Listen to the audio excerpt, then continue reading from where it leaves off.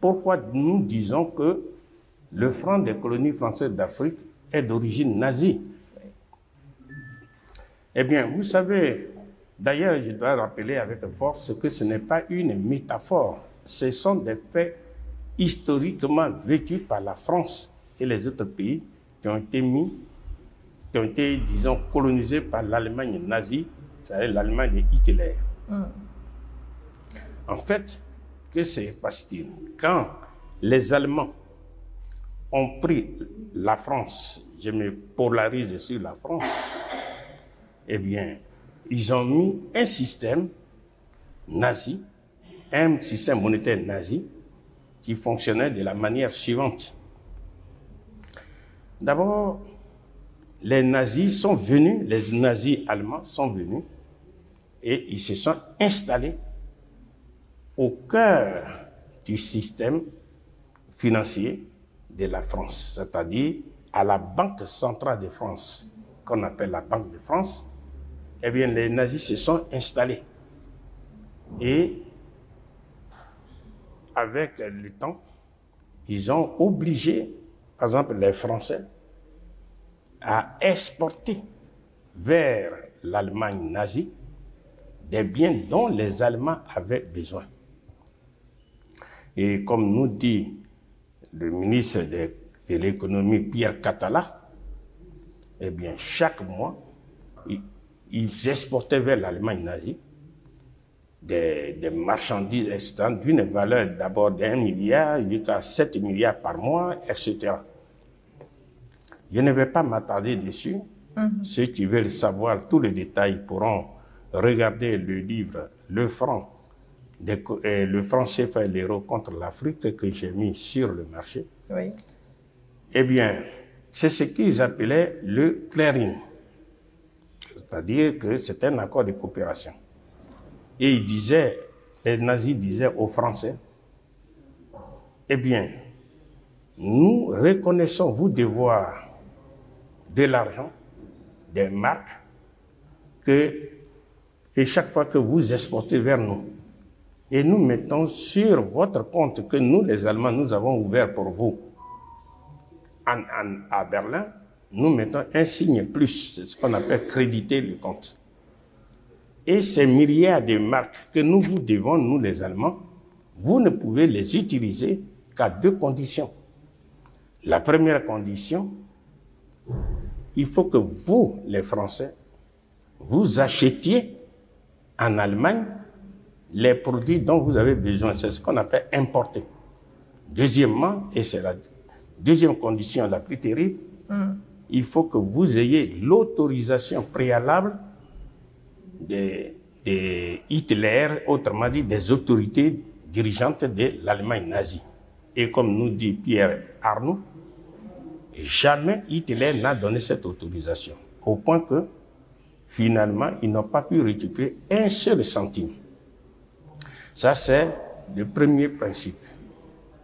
Deuxième mécanisme de pillage de la France, c'est que les Allemands, lorsque ils prenaient tous ces biens de la France, eh bien, tout ce qui pouvait concerner le paiement, eh bien, non seulement l'Allemagne nazie a effacé le franc de la France, c'est-à-dire sur le marché.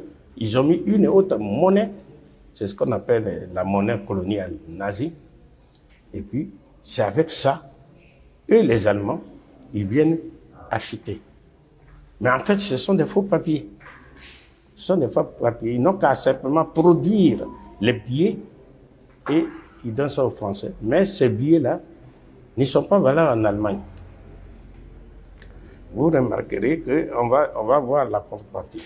Et enfin, un dernier élément de pillage, les Allemands obligeaient la France à entretenir les troupes allemandes qui sont installées en France. Oui. Voilà. Et ceci a des prix exorbitants, un coût exorbitant. Eh bien, nous passons rapidement quand les Français ont été libérés, et ceci grâce aux Africains, eh bien, les Français ont fait exactement ce que les Allemands leur ont fait. À l'Afrique. À l'Afrique. Ils ont fait ça à l'Afrique. C'est-à-dire, les Français ont produit le franc des colonies françaises d'Afrique. C'est le franc CFA que 15 pays d'Afrique utilisent ici et maintenant où nous parlons. Oui. Bien. Et comme vous avez entendu parler de ce qu'on appelle les 30 glorieuses de la France, eh bien, de 1945, car il faut le rappeler, le franc CFA a été inventé, a été créé par le général de Gaulle, aidé par son ministre de l'économie et des finances, René Préven, et de son ministre des colonies, Jacques Soustelle. Et ceci, le franc CFA, il a été créé en urgence parce que le général de Gaulle était le président d'un gouvernement provisoire. Oui. Oui. Donc, il a demandé à son ministre, René Préven, de faire un projet de loi de création du franc des colonies françaises d'Afrique. Et avant ça, il faut le rappeler, car beaucoup d'Africains ne le savent pas, c'est que le général de Gaulle lui-même, il a été inspiré certes par les nazis, mais par les alliés américains qui, quand ils ont débarqué le 6 juin, eh bien, ils sont venus en France avec des faux billets français. Parce que leur objectif, il fallait soumettre, sans le dire, il fallait soumettre la France. Et c'est quand le général de Gaulle est rentré de l'Angleterre qu'il a vu ça, il a dit, mais ça c'est porter atteinte à notre souveraineté. Bien. Donc il a pris une décision rapide en tant que patriote, il faut le reconnaître. Il a demandé à son ministre, René Préven, de lui préparer un projet de loi de nationalisation de la Banque centrale de France qui était de mèche avec les Allemands, avec les Allemands, mais surtout avec les Américains. C'est ainsi que le 2 décembre, suivez très bien, le 2 décembre 1945, eh bien, à 93,70%, eh bien, ce projet de loi de nationalisation de la Banque de France, eh bien, ça a été adopté. Et le général de Gaulle a donc nationalisé la Banque centrale de France. Le mot pour les autres, pour ceux qui ne savent pas la différence, la Banque centrale de France était dans les mains d'une famille, de 100 familles, qui étaient propriétaires de la Banque centrale de France. Donc, c'est un bien privé. Et quand le général de Gaulle s'est rendu compte que cette Banque centrale de France jouait contre la souveraineté de la France, eh bien, on a nationalisé, c'est-à-dire on a pris du domaine privé pour mettre dans le domaine public. Ça, c'était le 2 décembre 1945. Et le 25 décembre de la même année 1945, le même général de Gaulle, qui est très sensible au problème du patriotisme, il a demandé donc, comme je l'ai dit tout à l'heure, à son ministre des Finances, René Préven, à Jacques Soustelle, ministre des Colonies, de préparer le décret et une loi de création du franc CFA. Quand ce décret a été prêt, eh bien, le général de Gaulle, par un simple décret, j'insiste, parce que beaucoup ne savent pas la différence, un simple décret, c'est-à-dire ce décret-là n'est pas passé au bureau de l'Assemblée nationale. Donc ce n'est même pas une loi. Eh bien, il a pris une décision en urgence et on a créé le franc des colonies françaises d'Afrique, conformément donc à l'article 45-01-36. Et c'est comme ça le franc CFA a été créé et on l'a imposé à toutes les colonies françaises d'Afrique. Bien, il y en a dans le Pacifique, mais nous nous intéressons pour l'Afrique. Bien. Maintenant, puisque le franc CFA est une propriété à 100% des Français, eh bien, c'est ça qui explique pourquoi la France va gérer ces francs CFA.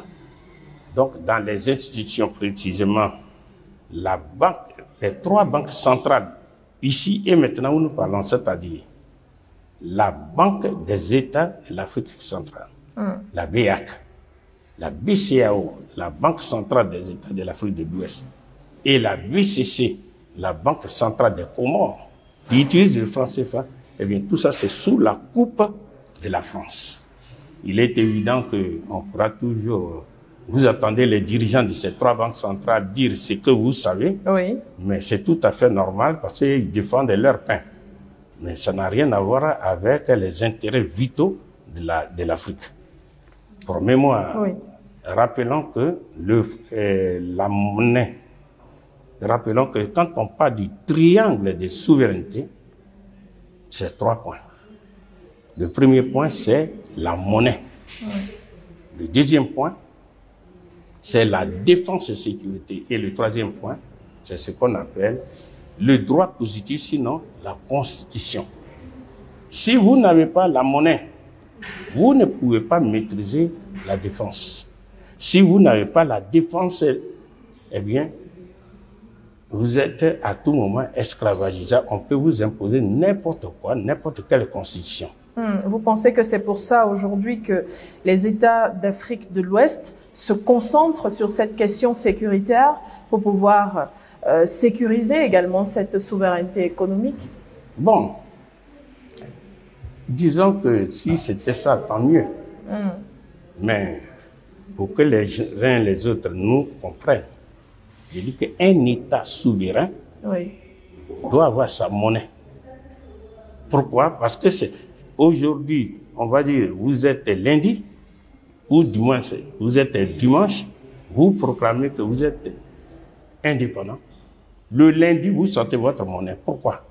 Parce que c'est la condition pour que les gens puissent travailler. Oui.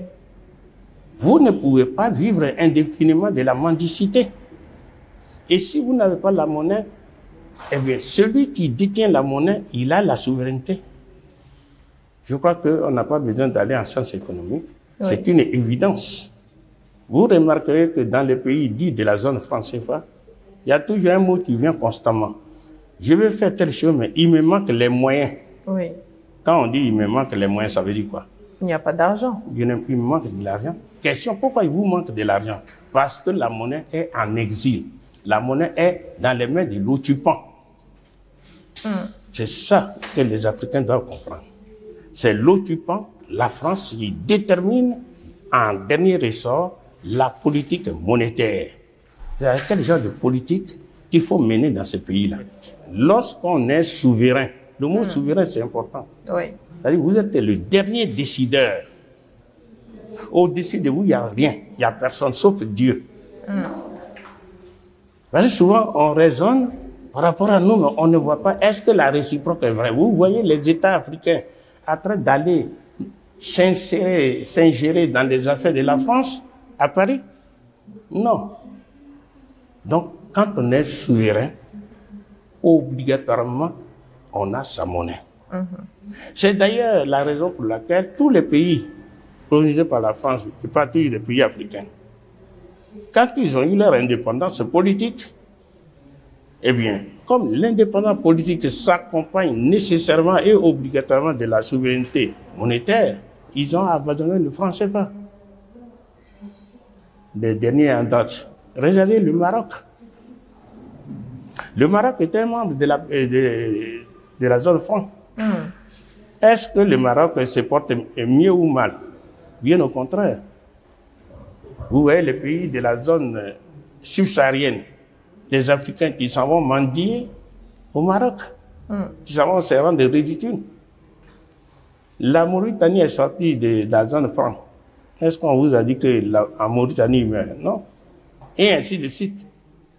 Donc je disais que c'est une nécessité absolue de sortir de la zone franc CFA. Pourquoi? Parce que le franc des colonies françaises d'Afrique n'est pas la propriété des Africains.